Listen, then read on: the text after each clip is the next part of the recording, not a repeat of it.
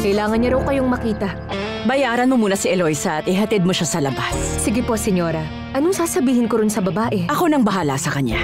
Gawin mo na lang ang inuutos ko. Sige po.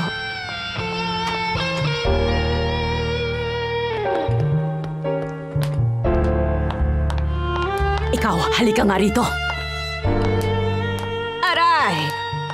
Ano ba, senyora?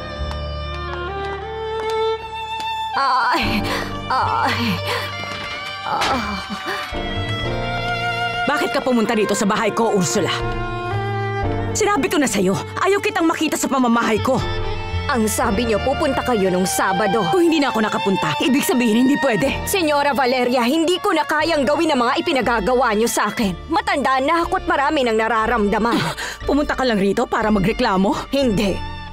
Naparito ako para sabihin hindi ko na kayo matutulungang itago ang inyong sikreto.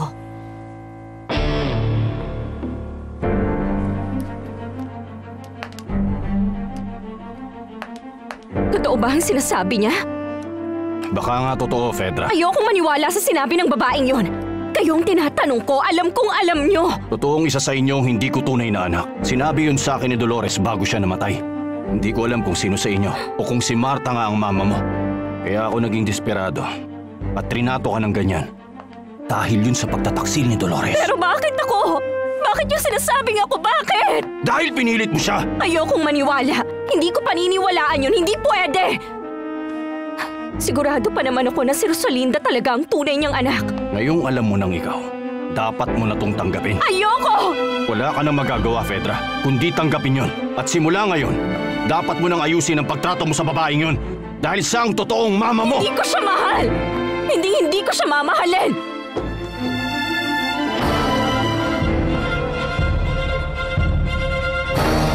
Pwede ba wag mong banggitin yan dito sa bahay? Hindi ko na kayang akuin ang responsibilidad sa sitwasyon. Titira na ako sa Home for the Aged para dun na mamalagi. Hindi! Itiko mo yung bibig mo! Umalis ka na rito sa bahay ko at huwag ka nang babalik pa! Panahon na para akuin mong responsibilidad, senyora. Hindi ko na ito magagawa. Ang sabi ko sa'yo, tumahimik ka na! Dahil hindi ito ang tamang lugar para pag-usapan ang bagay na ito. Pupuntahan kita agad sa bahay mo. Pero makinig ka. Ayoko na makita ka pa ulit dito, maliwanag. Huwag ka na ulit dito babalik. Dahil baka magsisi ka lang. Tingnan niyo, napakaganda naman ng damit pang kasal. Parang masyadong fancy yan, no? Anong ibig sabihin nun? Ibig sabihin maraming palamuti at magaharbo. Ay, tama ka nga. Mukha nga tong pinyata, no? Mas maganda kung simple lang. Oo nga. Maghanap na tayo ng iba. Tara na, sige. Ayoko na sanang sabihin ang katotohanan, pero pinilit mo ko. Ikaw? Ang mama ko? Hindi ba't isa kang kriminal na nakulong ng napakaraming taon? Diyos lang ang may alam kung anong krimen ang tinatago mo. Pinahihiya mo ko. Anong gusto mo? Ipagmalaki kita? Ito marahil ang parusa mo dahil sa kayabangan mo. Pero pwede kang manahimik para walang makaalam. Kung di mo to ipagsasabi, wala rin akong pagsasabihan.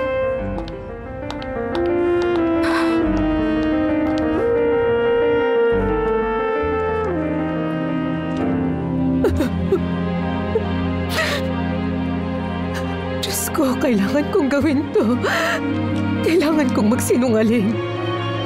Hindi ko pa pwedeng sabihin na si Rosalinda ang tunay kong anak.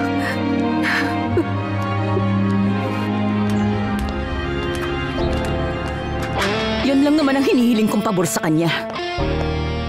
Anong kailangan ng babaeng yun, Senyora Valeria? Ay, napakaganda ng isang to. Oo nga, ang ganda niyan. Tsak na bagay sa'yo. Magkano kaya tong gown?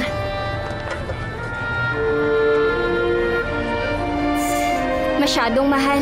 8,000, Rosalinda. Ay, bakit napakamahal naman? Rosalinda, meron kang milyonaryong boyfriend. Magtitipid ka pa ba? Tama ka, Becky. Sige, pwede na to. Pero tumingin pa tayo, baka meron pang mas maganda. Ay, ito rin maganda, oh.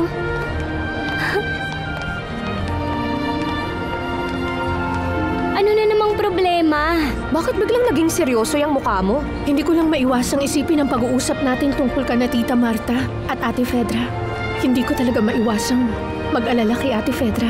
Matatanggap din ni Fedra ang katotohanan balang araw.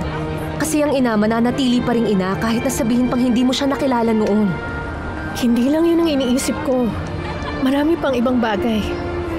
Sina Tita Marta at Papa, tutol sila sa pagpapakasal ko. Maging ang mama ni Fernando Jose, hindi ko alam kung gusto niya ako. Nalulungkot ako sa tuwing naiisip ko ang mga bagay na to.